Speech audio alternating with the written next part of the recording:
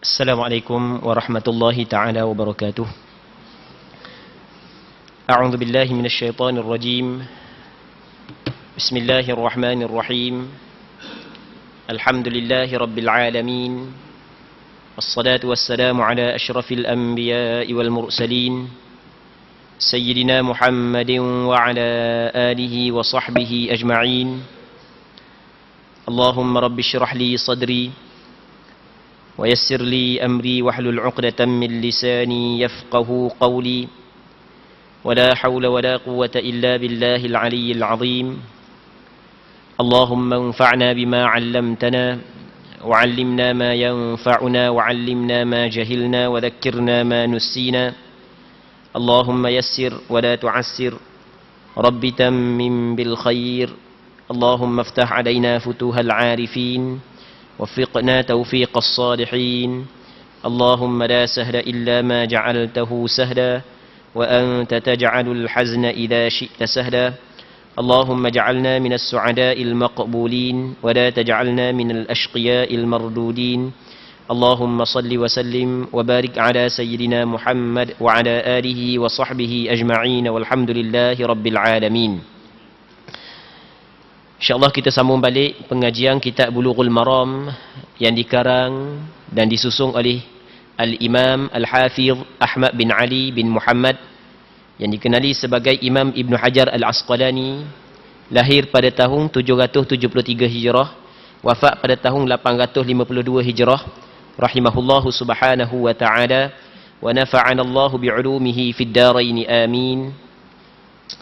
Katanya kita masih lagi dalam perbincangan kitabus salah, kitab sembahyang, hadis yang ke-165. Hadis yang 166. Katanya wa an Abi Barzah al-Aslami qala kana Rasulullah sallallahu alaihi wasallam yusalli al-'asra thumma yarji'u ahaduna ila rahlihi fi aqsa al-Madinah wasyamsu hayyah wa kana yastahabbu an yuakhkhira min al-'isha wa kana yakrahu an-nawma qablaha wal haditha ba'daha wa kana yanfatilu min salati al-ghadati hina ya'rifu ar-rajulu jalisah wa yaqra'u bis-sittina ila al-mi'ah muttafaqun alaih. Maksudnya disebutkan daripada Abu Barzah Al-Aslami radhiyallahu ta'ala an, seorang sahabat Nabi sallallahu alaihi wasallam. Dia telah menceritakan bahawa dahulu Rasulullah sallallahu alaihi wasallam apabila telah selesai dari solat asarnya dan seseorang dari kami pulang ke rumahnya yang terletak di pinggiran kota Madinah, maksudnya jauh sikitlah daripada masjid Nabi. Saat itu matahari kelihatan masih cerah. Rasulullah sallallahu alaihi wasallam suka apabila agak mengakhirkan solat isyak-nya, dan baginda tidak suka tidur sebelum isyak, dan juga tidak suka bercakap sesudah isyak. Rasulullah sallallahu alaihi wasallam baru selesai dari solat subuhnya, manakala seseorang dapat melihat dengan jelas temang yang duduk di sebelahnya. Dalam solatnya itu baginda membaca sekitar 60 hingga 100 ayat. Hadis ini muttafaqun alaih, dikeluarkan oleh Imam Bukhari dan Muslim. Muslimin muslimat yang dirahmati oleh Allah Subhanahu wa taala. Jadi hadis ni seorang sahabat Rasulullah yang dikenali sebagai Abu Barzah Al-Aslami menceritakan perbuatan Rasulullah sallallahu alaihi wasallam di dalam mengerjakan sembahyang asar. Jadi Rasulullah dalam hadis ni menceritakan Rasul sembahyang asar di awal waktu. Awal Rasul sembahyang asar, sehingga kan sahabat yang duduk jauh daripada Masjid Nabawi, lepas daripada sembahyang asar balik sampai di rumah tu matahari masih lagi tinggi. Dan hadis ni menjadi dalil kepada pandangan majoriti ulama fiqh mengatakan bahawasanya masuk waktu asar apabila jadi bayang sesuatu seumpamanya. Hak ni kita bincang dah pada minggu lepas. Jadi kita bincang pada minggu lepas permulaan waktu setiap sembahyang dan penghujung waktu setiap sembahyang. Waktu zuhur, permulaan dia apabila gelincir matahari, waktu disepakati oleh ulama. Penghujung waktu zuhur bila? Sini ada sedikit perselisihan. Majoriti ulama termasuk pandangan mazhab Imam Syafi'i adalah apabila bayang sesuatu jadi sama panjang dengan dia. Bayang tu sama panjang. Kalau sesuatu tu, kayu tu 7 kaki, maka bayang jadi 7 kaki juga, maka penghujung waktu zuhur. Habis waktu zuhur, masuk waktu asar lalu. Tapi di sana ada pandangan sebahagian daripada ulama mengatakan waktu zuhur habis apabila bayang sesuatu jadi 2 kali ganda. Kalau 7 kaki kena jadi 14. Apabila jadi 14 kaki bayang, maka ketika tu, sedangkan benda tu 7 kaki, bayang jadi 14, 2 kali lah, 2 ganda lah. Maka ketika tu baru masuk waktu asar. Jadi kalau kita tengok, sekejap je lah waktu asar. Tapi tengok daripada hadis ni, Rasul semayang asar pada awal waktu, sehingga sahabat yang duduk jauh daripada Madinah balik di rumah, masih tengok matahari masih lagi tinggi. Nak ayat panjang je waktu asar. Okey, ni hadis ni menjadi dalil kepada pandangan majoriti ulama bahawasanya masuk waktu asar apabila bayang sesuatu sama dengan sesuatu nisbah ukuran dia. Okey, itu yang pertama. Yang keduanya, dia banyak hukum yang disebut dalam hadis ni. Yang keduanya adalah Rasulullah sallallahu alaihi wasallam suka apabila agak mengakhirkan solat Isyak. Jadi Rasulullah sebenarnya memang sukalah melewatkan sembahyang Isyak. Jadi kita cerita dah minggu lepas permulaan waktu Isyak. Permulaan waktu Isyak apabila hilang cahaya di kaki langit. Selepas daripada tenggelam matahari ada cahaya. Dalam bahasa Arab dipanggil syafaq. Dan kita cerita dah ada 3. Yang pertamanya syafaq merah, syafaq kuning, syafaq putih. Dan kita kabur dah maksud putih. Minggu lepas panjang lebar kita cerita. Habis 3 syafaq ni masuk waktu Isyak, memang hak ni disepakati oleh ulama. Namun ada sebahagian ulama mengatakan habis syafaq merah saja masuk dah waktu Isyak. Cuma waktu Isyak hak yang paling comel dia buat awal waktu ke buat lewat sikit. Sini berlaku perselisihan di kalangan ulama. Sebahagian daripada ulama dia melihat benda hak yang sentiasa dibuat oleh Rasulullah. Kebanyakannya hak yang Rasul dok buat awal waktu masuk Isyak Rasul semayang, masuk Isyak Rasul semayang. Hak tu perbuatan Rasul secara hak yang banyaknya Rasul semayang di awal waktu. Maka sebahagian daripada ulama diambil daripada perbuatan Rasulullah, dia kata awal sembahyang Isyak afdal sembahyang Isyak pada awal waktu. Masuk Isyak sembahyang lalu. Hak tu paling afdal. Okey, itu pandangan yang pertama. Pandangan yang kedua, dia kata hak yang secomelnya lewat sikit sembahyang Isyak hingga kepada 1/3 malam. Hak tu hak yang paling comel. Kalau kita gok lebih kurang dalam pukul 10.30 hala ni lebih kurang. Sebab dia, sebab di sana ada hadis yang mana kata Nabi sallallahu alaihi wasallam, laula an ashqa ala ummati la amartuhum an yuakhiru al-isya ila thuluthil lail aw nisfi. Kalau aku tak mau menyusah kepada umat aku, nescaya aku wajibkan kepada dia, aku perintahkan kepada dia melewatkan sembahyang Isyak sehingga 1/3 malam. Oleh kerana ada hadis itu, maka kata ulama sebaiknya sembahyang Isyak lewat sikit. Ada sebahagian daripada ulama dia gabung daripada perbuatan dan perkataan Rasulullah. Perbuatan Rasulullah banyaknya awal. Perkataan Rasulullah suruh lewat, digabung. Dia kata mana? Tengok ahli jemaah lah. Kalau ahli jemaah beripung awal, kita buat awal. Kalau ahli jemaah beripung lewat, kita buat lewat. Okey, di sini berlakunya perselisihan pandangan di kalangan ulama mana lebih comel, kita buat di awal waktu ke ataupun lewatkan sikit. Jangan lewat sampai ke subuh. Bukan lewat sampai ke subuh, lewat sikit lah. Sampai 1/3 malam. Kalau kita tengok sampai pukul 10. Okey, di sini berlaku perselisihan di kalangan ulama. Jadi dalam hadis ni, Rasul suka melewatkan sembahyang Isyak. Tapi oleh kerana takut siang kepada sahabat-sahabat, takut siang kepada umat dia, Rasul sembahyang di awal waktu dah. Orang-orang Madinah ni dia kerja berkebun, kerja dengan tenaga ni, tengah malam nak rehat. Dah main duk tunggu sampai pukul 10.30 baru boleh sembahyang Isyak. Allahu Rabbi, letih. Maka Rasul siang kepada sahabat, maka Rasul sembahyang di awal waktu. Seterusnya, kata dia, Dan baginda tidak suka tidur sebelumnya. Sebelum isyak. Rasulullah tidak suka tidur sebelum isyak. Apa yang dimaksud tidur sebelum isyak? Kata ulama, yang dimaksud tidur sebelum isyak adalah tidur sebelum sembahyang isyak setelah daripada masuk waktu isyak. Okey, kita ada sebelum sembahyang isyak setelah daripada masuk waktu isyak. Jadi isyak masuk dah. Kita ni katakanlah 8:18 isyak. Masuk dah 8:18. Ia dak sembahyang isyak lagi, ia tidur dah. Apakah hukum? Hukum dia adalah dilarang oleh agama. Benda tu Rasulullah tak suka. Cuma larangan tersebut bukanlah larangan haram. Larangan tersebut adalah larangan makruh.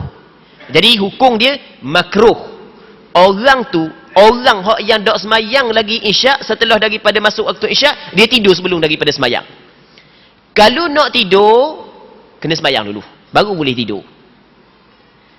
Melainkan kalau ada keuzuran. Cakap telur habis dah. Dah nak mikir dah. Kan kita dah ngatuk ni cakap telur ke tanya lain, kita jawab lain. Dah nak mikir dah. Ngatuk sangat. Start daripada maring lagi dah tidur. Start daripada maring lagi malam tadi dah nak tidur. Sibuk sangat. Sibuk sangat ni. Allah Rabbi. Macam-macam sibuk lah menyambut perayaan, nak kira perayaan dia pun. Okey. Jadi macam sibuk sangat. Sampai ke tak tidur tengah malam. Jadi masuk 2 hari. Allah, lepas garik gok, masuk je isyak, tak boleh nak buka mata. Orang tanya lain, dia jawab lain. Orang tanya nak makan, dia kata mandi dah. Macam gila dah cakap, tak betul dah. Maka hak tu, apalah dimaafkan. Nak buat ni dah terpaksa dah.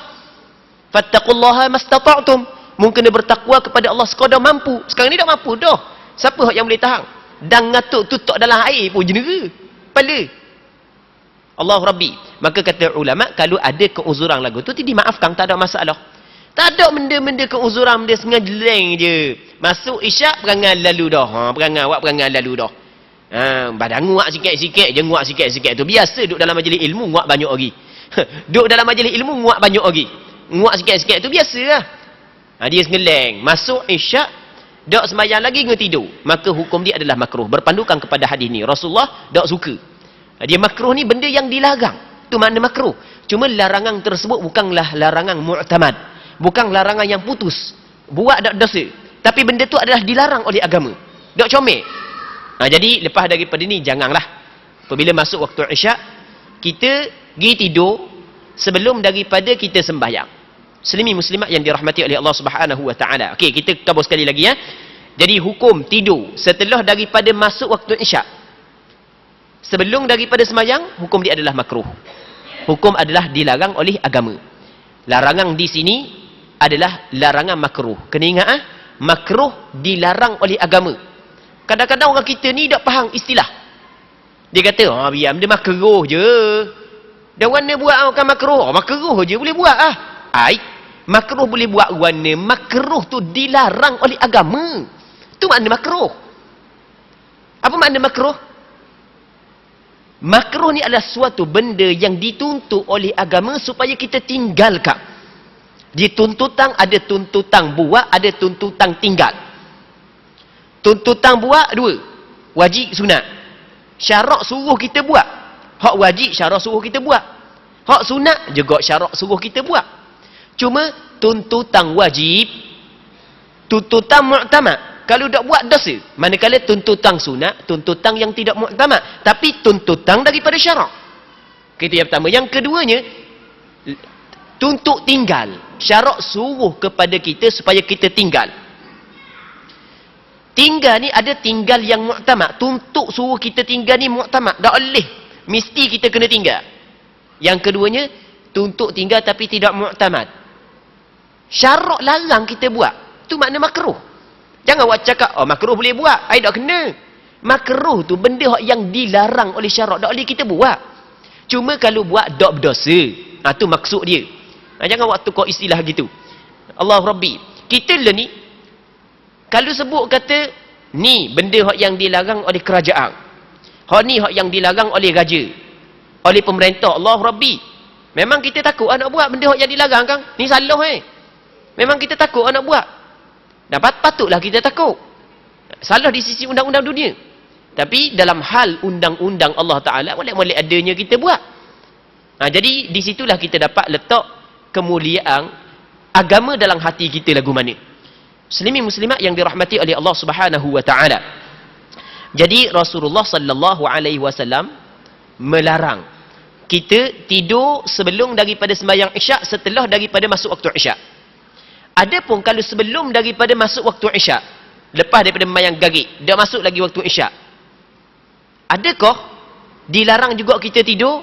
Di sini ada sedikit perbincangan di kalangan ulama. Sebahagian daripada ulama dia kata, tidak dilarang sebab dah masuk lagi waktu Isyak. Jadi kalau dalam Maghrib, lepas kita sembahyang Maghrib, kita nak tidur dulu, boleh ke tak? Sebahagian ulama kata tak ada masalah. Sebab hadis ni dia tidak masuk dalam bab tu. Bab yang kita khabar tidur sebelum daripada Isyak, hadis ni tak masuk. Sebab dia, ulama bincang. Kerana orang tu sebelum daripada masuk Isyak tak ada lagi khitab kewajipan sembahyang Isyak atas kepala dia.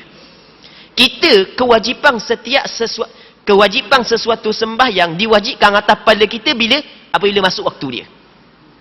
Sekarang ni wajib tak bagi kita sembahyang sekarang ni, sembahyang Isyak? Tak wajib. Sebab dah masuk lagi waktu. Nanti apabila masuk waktu Isyak, barulah ada kewajipan atas kepala kita sembahyang Isyak. Sebelum daripada masuk waktu Isyak, tak wajib lagi sembahyang Isyak atas diri kita. Maka kata ulama, apabila tidak ada kewajipan lagi atas kita menunaikan sembahyang Isyak, sebab tak masuk lagi waktu dia, maka tak ada masalah kita tidur sebelum daripada sembahyang Isyak. Ni ada perbincangan di kalangan ulama. Walau bagaimanapun ada juga segelintir ulama mengatakan tak boleh. Ada juga segelintir ulama mengatakan tidak boleh. Muslimin muslimat yang dirahmati oleh Allah Subhanahu wa Ta'ala. Okey. Sebab benda Rasulullah sallallahu alaihi wasallam larang seorang tu tidur setelah daripada masuk Isyak sebelum daripada sembahyang. Apa Rasul larang? Kerana kata ulama, kerananya dibimbangi dak sembahyang Isyak terus. Sedangkan Isyak telah diwajibkan kepada dia. Kita dang tidur tengah malam kok dah letak kepala kok subuh bangun. Takut jadi gitu. Itu yang pertama. Yang keduanya, menunjukkan bahawasanya seorang tu tak ada nak mulia mana sembahyang. Dia orang yang memuliakan sembahyang apabila masuk waktu, dia tak cara dah benda lain. Dia akan mengutamakan sembahyang. Ni sembahyang tidur, dia pilih tidur dulu. Tengok, dia tidak memuliakan sembahyang. Orang yang memuliakan sembahyang, dia akan selesai dulu tanggungjawab dia, barulah dia tidur. Sebab itulah dak comel Allah Rabbi. Sebab itulah orang yang memuliakan sembahyang, ganjaran dia cukup besar. Begitu juga sebaliknya, orang yang tidak memuliakan sembahyang, dia telah melakukan perkara yang dilarang oleh agama. Sebagai contoh, dalam satu hadis Nabi sallallahu alaihi wasallam menyebut, sab'atun yudhilluhumullahu fi dhillihi yawma la dhilla illa dhilluh. Ada 7 golongan yang boleh duduk di bawah naungan arash, yang mana tidak ada teduhan ketika itu melainkan teduhan arash Allah Subhanahu wa Ta'ala ketika berada di padang mahsyar. Ada 7 golongan, di antaranya adalah warajulun qalbuhu mu'allaqun bil masajid. Seorang lelaki yang hatinya digantung di masjid. Hati dia digantung di masjid, tubuh duk lain, hati duk masjid. Maksud dia, duk teringat nak sembahyang sokmo. Orang yang teringat nak sembahyang sokmo ni, lambat masuk waktu je dia akan sembahyang lalu. Tengok, dia muliakan, dia mendahulukan sembahyang. Ada tempat yang tinggi di sisi Allah Ta'ala untuk dia di akhirat. Di atas dunia pastilah ada ganjaran pahala yang Allah Ta'ala bagi. Di akhirat banyak ganjaran yang Allah Ta'ala bagi kepada dia. Golongan yang kedua, masuk waktu Isyak, wajib dah sembahyang atas dia, dia dah sembahyang, dia tidur dulu. Jadi orang ni nampak tak mulia mana sembahyang dalam hati dia, sanggup dia pergi tidur dulu. Sebab itulah hukum dia adalah makruh. Muslimin muslimat yang dirahmati oleh Allah Subhanahu wa Ta'ala. Allah Rabbi. Sebab itulah penting kita, setiap hamba Allah memuliakan sembahyang. Kerana sembahyang adalah hubungan di antara kita dengan Allah Subhanahu wa Ta'ala. Mulianya sembahyang, Allah Ta'ala mewajibkan sembahyang nu pada malam Mi'raj nu, tinggi nu, nak yang mulianya sembahyang. Tapi buat dok je, buat lebih kurang je. Itu adalah satu kesilapan. Kita mesti kena memuliakan sembahyang. Allah Rabbi. Muslimin muslimat yang dirahmati oleh Allah Subhanahu wa Ta'ala. Kita ulang sekali lagi ya. Hukum. Yang pertama, apabila masuk waktu Isyak, kita tak sembahyang lagi Isyak, maka kata ulama makruh kita tidur. Makruh kita tidur. Itu yang pertama. Yang keduanya, kalau sebelum daripada masuk waktu Isyak, dalam waktu garik lagi makruh tak kita tidur. Di sini ada perbincangan di kalangan ulama. Sebagian ulama kata tidak makruh kerana tidak ada lagi kewajipan sembahyang Isyak atas kepala dia, sebab dah masuk lagi waktu. Yang ketiga, hak yang kata makruh bagi orang hak yang tak sembahyang Isyak tidur sebelum daripada sembahyang, sekiranya ada kuat sangkaan, ada zon kuat sangkaan bahawa dia akan bangun dalam waktu. Aku bangun kat gini, siap tanda jang, pesan ke bini supaya gerak pada pukul sekian-sekian. Adapun kalau tidak ada kuat sangkaan dia dapat bangun dalam waktu, aku ni letak kepala subuh baru boleh bangun maka ketika tu bukan lagi hukum dia makruh, bahkan bertukar menjadi haram. Haram seseorang tidur setelah daripada, haram kepada seorang tidur setelah daripada masuk waktu Isyak, sebelum daripada sembahyang, kalau sekiranya dia bimbang tidur dia saat itu menyebabkan luput kewajipan sembahyang Isyak atas kepala dia. Dan tidur kok tak bangun dah. Tidur mapuh, bung jatuh tepi pun tak bangun. Suruh bini gerak, bini tak cakap nak gerak, tak bangun sekarang. Sebagai contoh. Banyak kali dah gitu. Buat pula perangai kali ini. Maka kata ulama hukum dia adalah haram. Kerana tidur dia saat itu adalah wasilah menjadi tangga kepada dia meninggalkan perkara yang diwajibkan, iaitu sembahyang Isyak. Allah Rabbi. Sekarang ni kita cerita berkenaan dengan tidur sebelum daripada sembahyang Isyak. Ada pun sembahyang yang lain lagu mana? Masuk waktu garik, dak sembahyang lagi tidur dulu. Masuk waktu Zuhur, dak sembahyang lagi tidur dulu. Masuk waktu Asar, dak sembahyang lagi tidur dulu. Apakah hukum? Mengikut pandangan Imam Ibn Sadah, dia kata hukum dia sama. Qiyah di atas sembahyang Isyak. Jadi hukum dia sama. Maksudnya setiap waktu sembahyang yang telah masuk, sedangkan kita dak sembahyang lagi, makruh kita tidur. Melainkan kita kabur tak dia. Ada pengecualian dia. Melainkan tak boleh nak tahan sangat dah. Tak boleh nak tahan sangat dah. Siapa ke tak boleh nak mikir langsung dah. Ngatuk sangat. Tu nak buat wan ni. Tu di luar kemampuan kita. La yukallifullahu nafsan illa wus'aha. Allah Ta'ala tidak membebani setiap diri melainkan sekadar kemampuan dia sahaja. Tu nak buat wan ni. Muslimin muslimat yang dirahmati oleh Allah Subhanahu wa taala. Okey, seterusnya. Kata dia, dan baginda sallallahu alaihi wasallam tidak suka tidur sebelum Isyak dan juga tidak suka bercakap sesudah Isyak. Ni di antara hukum yang kita kena tahu. Di antara perkara yang dilarang oleh agama, selepas daripada kita sembahyang Isyak, kita cakap lagi. Ni di antara benda yang dilarang oleh agama. Allah Rabbi. Benda ni memang tak ada di zaman kita, tak ada orang buat. Tak ada orang tinggal. Orang buat belaka. Lepas daripada sembahyang Isyak, pergi kedai kopi, minum air, cakap-cakap, buat sembang. Tahu tak hukum dia benda? Hukum dia makruh. Bukan saja-saja. Benda tu dilarang oleh agama. Dalil dia hadis yang diriwayat oleh Bukhari dan Muslim. Nabi sallallahu alaihi wasallam kana yakrahul haditha ba'daha. Rasulullah tidak suka. Rasa benci. Itu yakrah, rasa benci. Rasa tidak suka bercakap selepas daripada Isyak. Kita lepas daripada Isyak buat banyak belang-belang. Lepas Isyak minum air dulu, buat apa semua sekali. Sebenarnya perbuatan tersebut adalah dilarang oleh agama. Tu kita kena tahu. Kita kena tahu hukum tu. Ni benda yang disebut dalam hadis. Ni yang disebut oleh Rasulullah. Hadis ni adalah hadis sahih yang dikeluarkan oleh Imam Bukhari dan Muslim. Muslimin muslimat yang dirahmati oleh Allah Subhanahu wa taala. Cuma kata ulama, melainkan sekiranya benda tu ada kebaikan agama. Tu lainlah.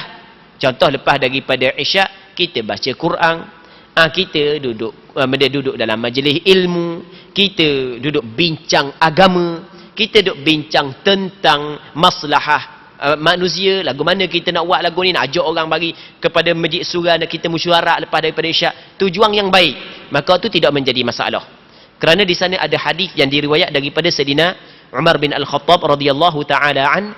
Kata Sayyidina Umar, kana Nabi sallallahu alaihi wasallam yasmuru ma'a Abi Bakrin fi amrin min umuril muslimin wa ana bainahuma wa ana ma'ahuma. Kata Nabi, kata Sayyidina Umar, Nabi sallallahu alaihi wasallam pernah berjaga malam, duk sembang tengah malam, bual tengah malam bersama dengan Abu Bakar berkenaan dengan urusan-urusan orang Islam.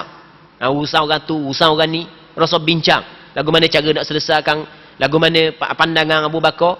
Aku pun bersama juga. Dia 3 orang. Dan di sana ada hadis yang lain, Rasulullah sallallahu alaihi wasallam diriwayat daripada Abdullah bin Abbas radhiyallahu taala anhuma, ketika Abdullah bin Abbas duduk di rumah mak dara dia yang menjadi isteri kepada Rasulullah, Maimunah. Dia pergi tengok duduk tidur rumah mak dara sebab dia belajar daripada Rasulullah. Jadi Rasul lepas daripada sembahyang Isyak masuk dalam rumah, dia duduk bual dulu dengan bini dia. Kata ulama, untuk menarik perhatian isteri apa semua sekali, maka tak ada masalah bual. Yelah, tahu kang, kita dengan bini kang, dia ada kang nak bersama dengan orang puan, pakai senyap, mung senyap, aku senyap, tak jadi lah gitu. Kang gitu kang, ada lu. Ngorak-ngorak lu apa semua sekali kang. Faham tu kang, tu kan nak cerita lebih panjang lagi. Faham tu? Okey, sekadar tu tidak menjadi masalah. Tapi kalau tak ada buah kosong, sembang mau. Lepas berisyak, duduk kedai kopi sembang. Benda tula je. Duduk sembang. Tu hukum dia adalah makruh. Kalau ada kebaikan, hukum dia tidak menjadi masalah. Allah Rabbi. Muslimin muslimat yang dirahmati oleh Allah Subhanahu wa taala. Okey. Sebab dia Rasulullah larang cakap lepas daripada sembahyang Isyak. Buah kosong selepas daripada sembahyang Isyak. Sebab dia. Kerana kata ulama, yang pertama, kerana dibimbangi. Cakap lepas daripada Isyak ni dia ngerek. Ngerek tidur lewat. Sedangkan kita ada sembahyang malam. Pakai dak sembahyang dah malam tu. Tak gitu.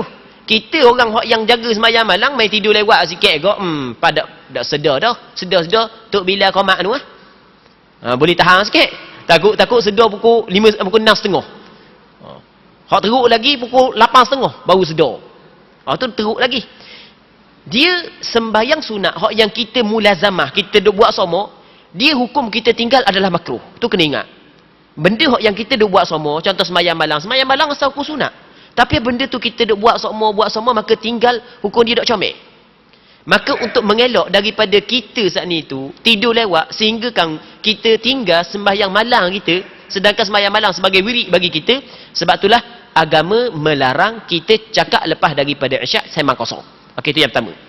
Yang keduanya, kalau kita tak ada sembahyang malam, memang jadi malah dah kita ni, maka untuk mengelak daripada, berapa syarat larang kita cakap lepas daripada Isyak sembang kosong sedangkan kita tak ada sembahyang malam? Kerana bimbang lupa sembahyang subuh di awal waktu, sedangkan sembahyang subuh di awal waktu adalah disunatkan. Main duk sembang tengah malam, lewat lalu bangun, lewat lalu Ada kok orang-orang muda tanya, Ustaz, payah kita nak bangun maya subuh apa bagus dah ada kesedaran dalam hati untuk sembahyang subuh. Payah kita kata tidur awal, dah tidur pukul apa? Dia kata tidur pukul 12. Memang dah tidur awal gitu. Tidur awal. Pas Isyak tidur lalu. Kopak bangun dah kali, puas dah tidur. Dah tu pukul 12, pukul 1, kadang-kadang pukul 2.30, pukul 3 baru habis main futsal. Letih pula. Dah bila nak bangun sembahyang subuhnya? Sedangkan sembahyang subuh wajib, futsal tu tak wajib. Jadi jangan kita melakukan perkara hak yang harus sehingga terabai perkara yang diwajibkan. Benda tu hak yang perlu kita kena tahu. Bukanlah salah main futsal, main nak main pun. Tapi main siang hari dah ni pukul 3 pagi duk main lagi. Sampai ke subuh duk tahu mana, itu adalah salah di sisi agama. Duk tengok bola sampai ke duk tahu mana subuh. Allahu Rabbi. Duk tahu boleh benda tengok bola. Tak salah tengok bola, tapi jangan menjadikan benda yang harus sebagai tangga kita tinggal benda yang diwajibkan. Itu adalah suatu benda yang cukup bermasalah sebagai kita hamba Allah Subhanahu wa taala. Muslimin muslimat yang dirahmati oleh Allah Subhanahu wa taala. Jadi Rasulullah sallallahu alaihi wasallam larang kita bercakap kosong, sembang kosong selepas daripada sembahyang Isyak. Melainkan kalau dalam ada hal-hal yang tertentu, hal yang penting, hal yang kebaikan, sama ada kebaikan dunia ataupun kebaikan akhirat, hal tu tak ada masalah. Kalau nak cakap sebelum daripada Isyak. Cakap sebelum daripada tu. Sebab banyak benda yang kita nak buat tengah malam ni. Dia sebenarnya tengah malam ni ada tempat bermunajat di antara hamba dengan Tuhan. Jadi kalau kita siang hari dah sibuk dah dengan dunia, malam dah sibuk pula, mana buang diri kita untuk Allah Subhanahu wa taala? Mana bahagian kita untuk Allah Subhanahu wa taala? Malang ni adalah tempat ibadat, tempat waktu untuk kita beribadat kepada Allah Subhanahu wa taala. Siang duk sibuk dengan dunia dah, malam duk sibuk pula dah. Masa mana lah kali tua gitu, hak menyesal mana? Hak menyesal di akhirat, kebaikan tak ada, kejahatan hak yang banyak. Akhirnya Tak ada orang hak yang boleh cela diri dia melainkan diri dia sendiri.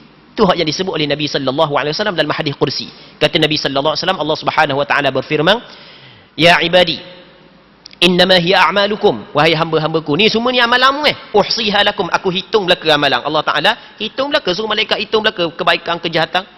Faman wajada khairan falyahmadillah. Sesiapa yang mendapati kebaikan dalam amalan dia, maka hendaklah dia memuji Allah Subhanahu wa taala. Tapi wa man wajada ghaira dzalika fala yalumanna illa nafsah. Tapi kalau dia mendapati dalam suratan amalan dia sikit kebaikan, banyak kejahatan, maka jangan dia cela melainkan diri dia sendiri. Tu pakak cela diri, bodoh aku atas dunia, dak kata bodoh. Di akhirat baru kata bodoh, tapi penyesalan di negeri akhirat tidak berguna. Baik. Ini sebagai nasihat muslimin muslimat yang dirahmati oleh Allah Subhanahu wa taala. Seterusnya kata Nabi sallallahu alaihi wasallam, apa sebenarnya tekan sangat bab sembahyang ni oleh kerana dalam masyarakat kita ramai orang nak jaga sembahyang kan. Bukan khusus tuju atas orang duduk dalam masjid dalam masjid sembahyang belaka, tak guna tuju orang atas masjid Kang ni ada live Kang. Jadi kita tuju kepada seluruh lah supaya jaga sembahyang. Sebab itu adalah tanggungjawab kita. Kita nak sebagaimana hamba Allah Subhanahu wa taala hak yang mari masjid mendapat ganjaran pahala Allah Subhanahu wa taala, begitu juga orang hak yang dak mari masjid dapat ganjaran pahala Allah Subhanahu wa taala sekurang-kurang dijaga sembahyang. Sekurang-kurangnya. Kena pentingkan sembahyang dalam hidup kita. Kerana sembahyang adalah hubungan di antara hamba dengan Allah Subhanahu wa taala. Seterusnya kata dia lagi, Rasulullah sallallahu alaihi wasallam baru selesai dari solat subuhnya. Jadi Rasulullah selesai daripada solat subuh manakala seorang dapat melihat dengan jelas temang yang duduk di sebelahnya. Jadi Rasulullah sembahyang subuh awal waktu. Awal waktu ketika masih lagi gelap. Jadi Rasulullah di subuh ni Rasulullah sembahyang panjang sikit. Rasulullah panjang sembahyang panjang sikit. Dia baca tu panjang. Nanti kita akan baca sikit lagi katakannya. Dalam solatnya itu baginda membaca sekitar 60 ayat hingga 100 ayat. Sembahyang subuh Rasul baca di antara 60 hingga 100. Kadang-kadang 60 ayat, kadang-kadang 100 di antara tu lah. Allahu Rabbi. Kita zaman kita kalau baca 100 ayat, tak tahu ahli jemaah. Belebel kali ahli jemaah. Kalau hak yang belajar tak apa lah. Tu orang ngatuk. Main baca panjang pula. Sebenarnya itu adalah sunnah Nabi sallallahu alaihi wasallam. Dia kita nak pahala besar ni perlu kepada pengorbanan besar. Perlu kepada pengorbanan besar. Dan ni pun kalau tu imam baca surah Amma Yatasaalu rakaat pertama, lepas tu wan nazi'ati gharqa, sembahyang rakaat yang kedua gitu dah tepuk dah. Gosok dah peha. Ni anak makmum gosok dah peha. Gosok dah peha. Tengok sembahyang tarawih dah sembahyang tarawih. Sembahyang tarawih kalau baca dulu baca tu imam hafiz dulu baca semuka. Baca semuka kita tahulah sebab kita pun adalah ngapal Quran sikit-sikit. Jadi kita dijemput jugalah jadi tu imam tarawih. Baca semuka dulu. Dan ni dah siap ahli jemaah besar. Ustaz jangan baca semuka lah, baca setengah muka. Kita baca setengah muka lambat agak. Ustaz kalau boleh kurang sikit ayat. Dah lah lepas baru kena 6 rakaat tu gosok peha dah. Gosok ni urut hak siap bawa punya ubat pun ada kali Allahu Rabbi. Tak boleh nak panjang sikit. Sedangkan itu adalah sunnah Nabi sallallahu alaihi wasallam. Dia biasa dia dah. Kita nak pahala, dia perlu kepada pengorbanan.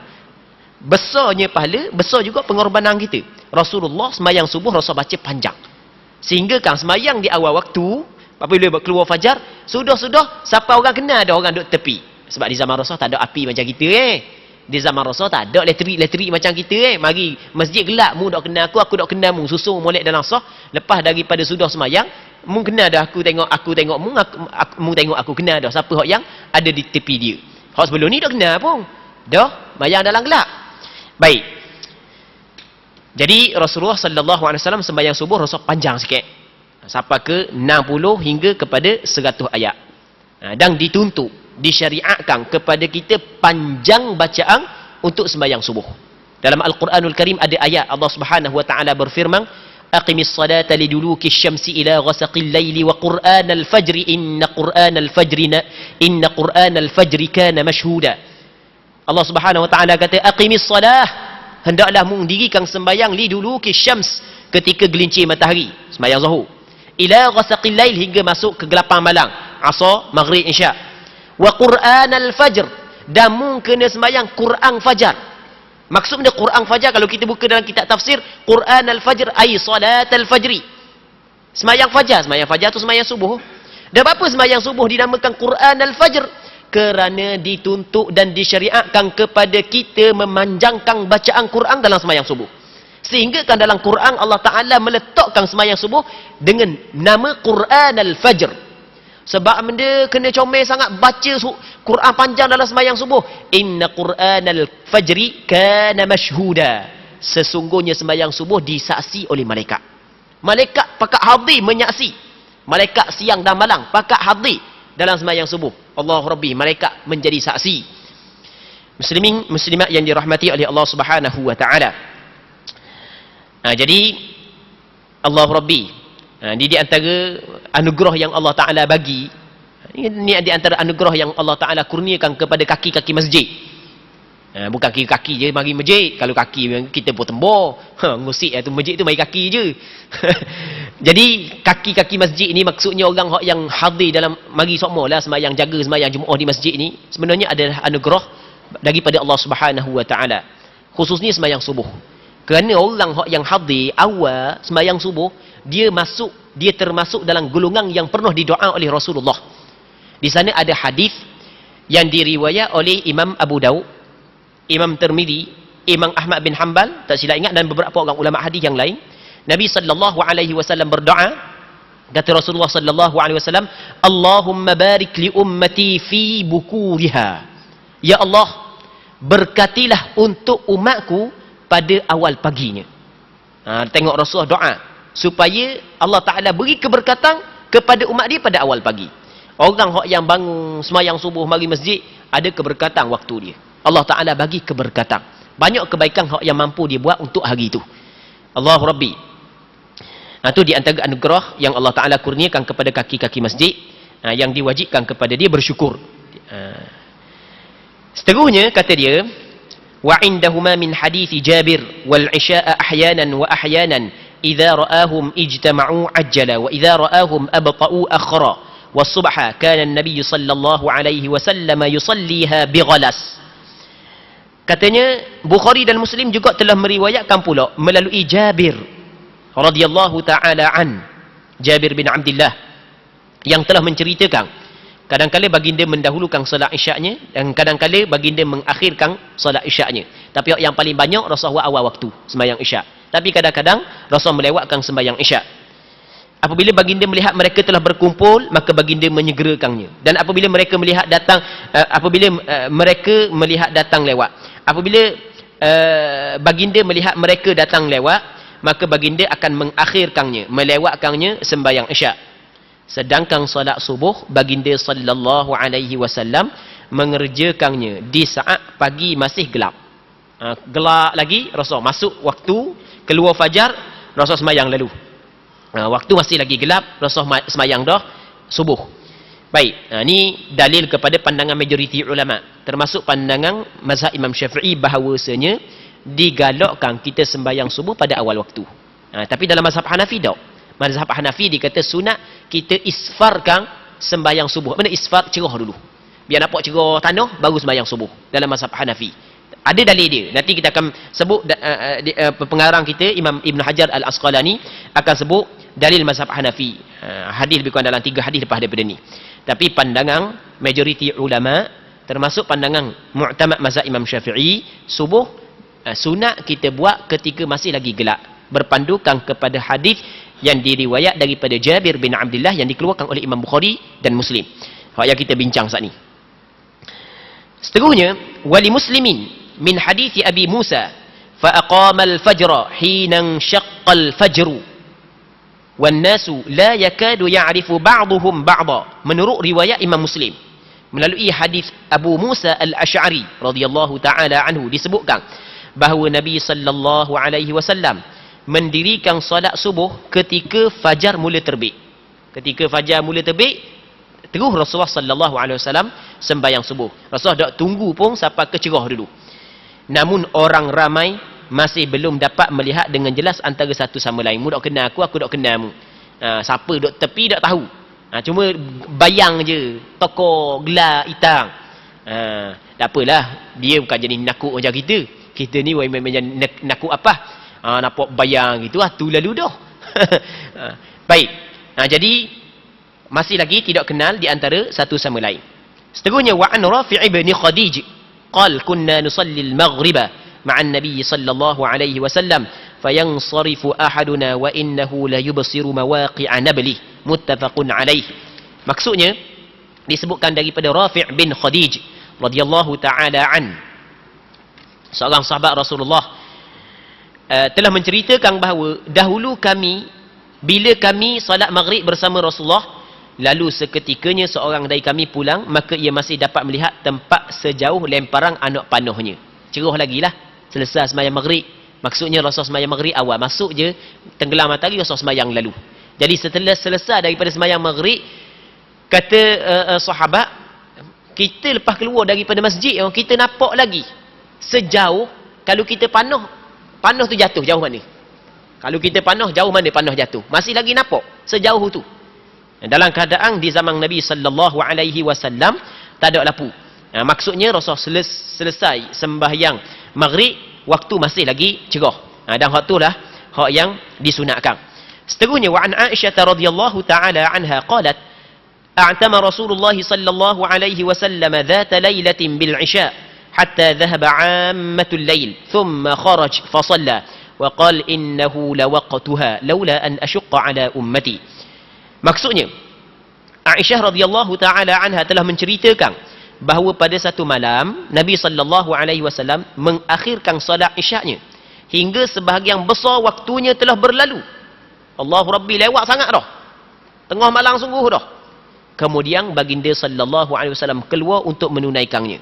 Sesudah baginda sallallahu alaihi wasallam, sesudahnya selesai daripada sembahyang isyak, baginda sallallahu alaihi wasallam bersabda, sebenarnya waktu solat isyak itu adalah sekarang ini. Hak ni hak yang waktu yang paling afdal.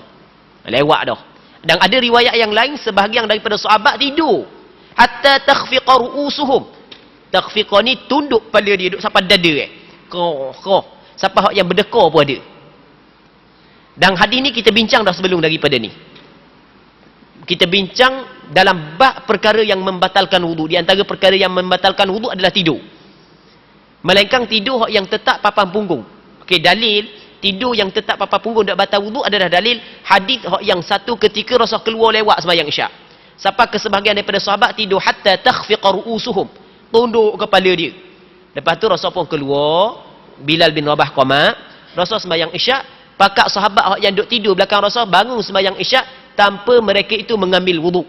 Jadi kata ulama ambil daripada hadis ni, kalau tidur congok, kan kita bincang dah sebelum ni kan. Kalau tidur congok, maka ia tidak membatalkan wudu. Nak rayaknya, lewat sungguh Rasul keluar sampai ke sahabat pakat tidur. Bukan semua sekali, adalah sebahagiannya tidur. Allah Rabbi duk tunggu Nabi sallallahu alaihi wasallam. Kata Rasul, kalau aku tak mau menyusahkan umat aku, maka aku akan suruh dia sembahyang isyak waktu ni. Tapi nak awak ni takut susah umat dia. Maka Rasulullah sallallahu alaihi wasallam daripada sudut perbuatannya banyak Rasul sembahyang isyak di awal waktu. Seterusnya وعن أبي هريرة رضي الله تعالى عنه قال رسول الله صلى الله عليه وسلم إذا اشتد الحر فأبردوا بالصلاة فإن شدة الحر من فيح جهنم متفق عليه.